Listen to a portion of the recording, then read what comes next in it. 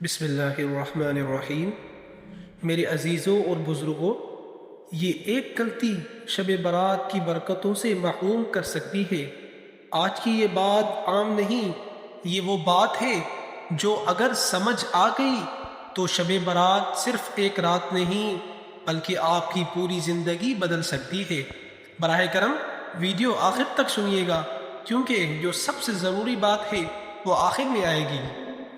شب برات وہ مبارک رات ہے جس میں اللہ تعالیٰ اپنی مخلوق کی طرف خصوصی رحمت کے ساتھ متوجہ ہوتے ہیں۔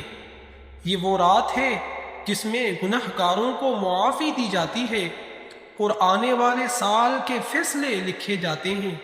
حدیث میں آتا ہے کہ اللہ تعالیٰ اس رات اپنی شان کے مطابق بندوں کو معاف فرماتے ہیں، یہاں تک کہ سمندر کی جھاگ کے برابر بھی گناہ ہوں تو بھی بخش دیے جاتے ہیں۔ لیکن یہ معافی ہر ایک کے لیے نہیں ہوتی۔ آج ہم نے شب برات کو کیا بنا دیا؟ کوئی صرف جاگنے کو عبادت سمجھتا ہے، کوئی صرف نفل پڑھ کر مطمئن ہو جاتا ہے، کوئی صرف تقریر سن کر سمجھتا ہے کہ بس حق ادا ہو گیا، لیکن دل کو دیکھنے والا کوئی نہیں۔ ہم رات کو اللہ سے معافی مانگتے ہیں اور دن کو نفرت بھی رکھتے ہیں، حسد بھی کرتے ہیں، دل دکھا کر بھی نہیں سوتے۔ کیا ایسی حالت میں ہم واقعی معافی کے حقدار بن سکتے ہیں؟ میرے بھائیوں، عبادت صرف سجدے کا نام نہیں، عبادت دل کی صفائی کا نام ہے۔ اللہ تعالیٰ کو آپ کی آواز نہیں چاہیے، اللہ کو آپ کا دل چاہیے۔